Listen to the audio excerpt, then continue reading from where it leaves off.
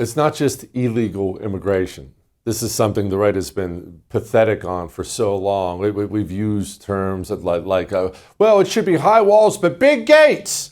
But legal immigration doesn't suddenly become magical because some politician decides it's legal.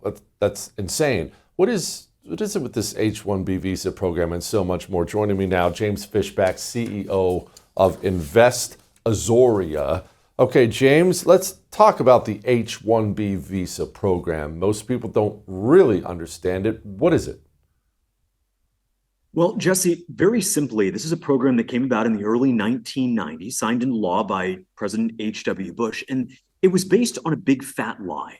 The lie was that there was a skills gap, that Americans were not smart enough, that we were dumb and we were lazy. We all know who talks about Republicans and Americans like that. And the idea was because there was a gap of highly trained, highly skilled Americans, that we needed to import cheap foreigners from India and China. And here we are nearly 35 years later with the H-1B program. And you've got firms like Accenture and Deloitte not hiring fresh out of college accounting graduates, of which there are 50,000 a year, and instead hiring some cheap foreign labor from Mumbai or Shanghai. Very simply, these companies don't want to pay the market rate for American talent. Americans are more than qualified, but they don't want to hire Americans. In fact, Jesse, they won't even advertise their jobs for Americans or interview an American whatsoever. It's a very simple, I guess, radical concept to some, even in the Republican Party. But American jobs are for Americans. Americans deserve to be able to contribute. They are hungry, they are qualified, they are eager to work, and the H-1B program steals them of their jobs and hands it to a foreigner. Let's go back to the very beginning of this law that George H.W. signed. You said it was based on a lie, and it obviously was. Who told the lie? It's no small thing to get legislation through the House of Representatives, through the Senate, and have it plop down on the Senate's desk. That probably wasn't one or two guys. Who was behind all this? Well, the truth is, it was some of the largest companies in the country that thought it was a great idea to sell our sovereignty for a quick buck. The idea was, the lie was that they couldn't find Americans who are qualified. No. They could find them. They just weren't willing to pay what an honest day's labor was worth. And so they said their great idea for boosting their profit margins another 10 or 15% was to be able to open up what's somewhat of a euphemism, the global pool of, if we could only have a more competitive global marketplace, we could, of course, deliver better results. No, you could deliver better profits by firing an American, forcing them to train their replacement, a replacement who came directly from the Middle East or Asia or India. It doesn't matter. And this goes back to a very simple idea, Jesse. What is the purpose of the American government? Who does the American government serve? I am an unapologetic supporter of the America First movement, but the America First movement has to focus on Americans. If the America First movement is about do whatever it takes to boost our GDP or take the stock market to all-time highs, that is going to be a rejection by the voters. It has to put American workers first.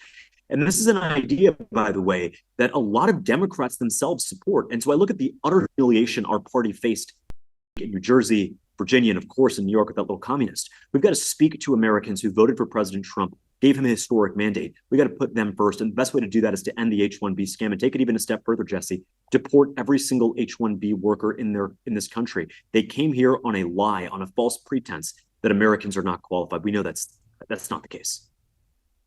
Is that something we can do? Can we get these people deported? Because you read these stories like Disney bringing in thousands of people to train the replacement. It's just awful. Can we get them out, or is that unrealistic? No, it's not unrealistic at all. The United States Congress can do this at any time. And so this debate about the filibuster this and the filibuster that, I'm sorry, but the do-nothing Republicans in Congress need to accept the fact that they had an opportunity to introduce legislation on this and a lot of other things, and they didn't do it because they were too busy whining on the internet, whether it was in tweets, podcast, or on national TV. The truth of the matter is this falls in the hands of the federal government, but some governors, no, not some, just one governor, Ron DeSantis, last week stepped up and actually cares about workers in my home state of Florida. And he pulled the plug on the H-1B scam in a very unique way. He said that for the public colleges and universities like Florida State, UF, FAU, that they could no longer hire H-1Bs. They could no longer fire a qualified American and replace them with a cheap foreigner from the third world. Ron DeSantis is standing up against the great replacement of American workers. And I wish the do-nothing Republicans in Congress would put down their phones, stop going on Fox News every other day, and actually speak up for Americans, because we are being replaced in our own country. What are the other problems that come with legal immigration? Obviously, everybody knows, well, I should say most people know the problems of illegal immigration. It's not hard to figure that out. But so many of the normies out there still think, well, I mean, as long as it's legal, it's fine. Is it fine, James? No, it's not fine, because who decides that it's legal? Who decides what is legal? There's something called lawful but awful. Yes, it is in fact true. I hate to give it to the fake news, but it is in fact true that the tens of thousands of Haitians in Springfield were not here illegally. They were here legally. They were granted temporary protected status in Haiti because Haiti's a total basket case. And so we give this grand, wide-scale temporary protected asylum status to all of these people, and they come here, but they steal jobs, they steal taxpayer benefits, they sit in emergency rooms and get health care on our dime. That is wrong. I don't care if it's illegal, so-called legal immigration. Even if it's lawful, it is awful. No one voted for this. And so with all due respect to people like Congressman Byron Donalds, who's running for Florida governor, it's not a time to be defending legal immigration, that he says that, quote, we want anyone from anywhere to come and contribute to America. The truth is, no, you can't contribute to America. You have to stand up for Americans. There are job takers and job makers, and we should not accept a single immigrant until every single American who wants a job has one. That's the truth, and that's how we win in 2026. Okay, so if that's the kind of thing Byron Donalds is campaigning on, are there enough people in this country we've brought into this country, as well as our domestic morons, where that is appealing to the voter, or is that something the voter will reject? Please tell me it's the latter.